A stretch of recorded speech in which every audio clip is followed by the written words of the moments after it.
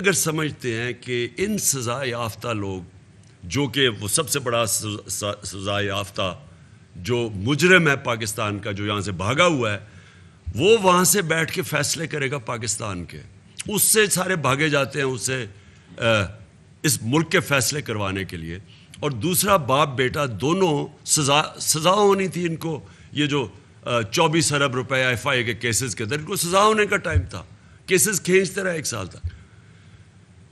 ان کو دونوں باپ بیٹا ضمانت پہ اگر یہ سمجھتے ہیں کہ ہم ان کو ایکسیپٹ کر لیں گے، میں آپ کو آج کہتا ہوں، میں نے آج اپنی ساری کور کمیٹی کے سامنے کہا ہے، میں اپنی جان قربان کر دوں گا، میں کبھی ان کو ایکسیپٹ نہیں کروں گا.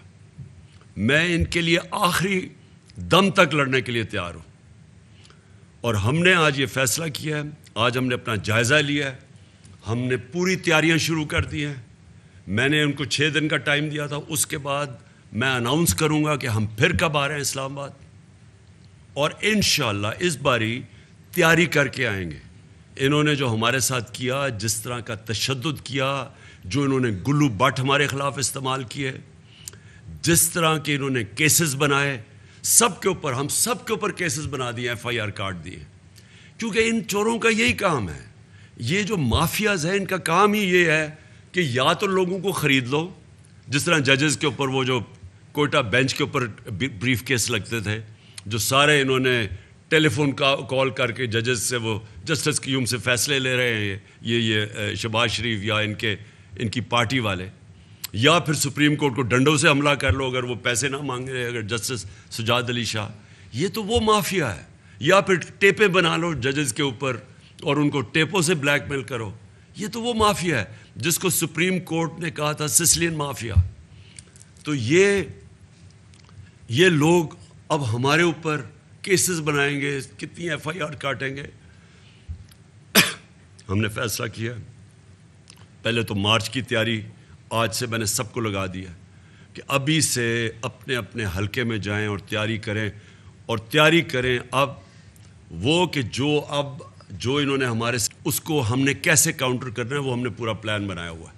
دوسری چیز، سپریم کورٹ میں ہم جائیں گے پٹیشن لے کے، اور سپریم کورٹ سے آج ہم پوچھیں گے، ہم انشاءاللہ منڈے کو لے کے جا رہے ہیں پٹیشن، کہ کیا اس ملک کے اندر ایک پرامن احتجاج، اور احتجاج بھی ان چوروں کے خلاف پرامن احتجاج، کیا یہ اس ملک میں ایک ڈیموکریٹک پارٹی کا حق ہے یا نہیں ہے؟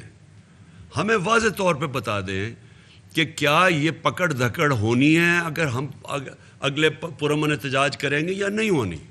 ہمیں یہ واضح طور پہ بتا دیں سپریم کورٹ کہ یہ ہمیں ساری جگہ سڑکیں بند کریں گے، کنٹینر لگائیں گے، ملک کو تنگ کریں گے، سب کو بند کریں گے. 20 لاکھ لوگ لندن میں عراق وار کے خلاف نکلے، ایک کنٹینر نہیں لگا، ایک کچھ نہیں کو، کسی نے کسی کو نہیں پکڑا، کسی نے رات کے اندھیروں میں چھلانگیں نہیں ماری ان کے گھروں کے اندر اور ان کی عورتوں کو تنگ کیا. میں آج ڈاکٹر یاسمین کو بٹھایا ہوا ہے. ڈاکٹر یاسمین 70 سال سے اوپر ہے. ان سے جو ساری ان کی ویڈیو چل رہی ہے کہ جو انہوں نے کیا ہے ہمارے ساتھ، کہ ہم جس طرح کوئی ملک دشمن تھے، ہم پتہ نہیں کوئی اسلام آباد میں کوئی انتشار پھیلانے آ رہے تھے. ہم نے 126 دن کا دھرنا کیا ہوا ہے اسلام آباد میں ڈی چوک میں. بتایا ہم نے کیا کوئی توڑ پھوڑ کی، کوئی کسی کو کچھ کیا. وہ بھی جو انہوں نے کیس بنایا وہ پی ٹی وی کا، میں چیلنج کرتا ہوں وہ فراڈ تھا. میں چیلنج کرتا ہوں، مجھے بتائیں وہاں سی سی ٹی کیمرہ لگے ہوئے، وہ ہمارے نہیں تھے. ابھی ہمیں انفارمیشن ہے انہوں نے کئی درختوں کو آگ لگا دی. وہ صاف نظر آ رہا ہے کہ وہ ہمارے لوگ ہی نہیں تھے. وہ ایک جگہ پولیس والے کر رہے تھے، ایک جگہ نون لیگ والے لوگ کر رہے تھے ہمارے اوپر ڈالنے کے لیے، کیونکہ یہ مافیا ہے.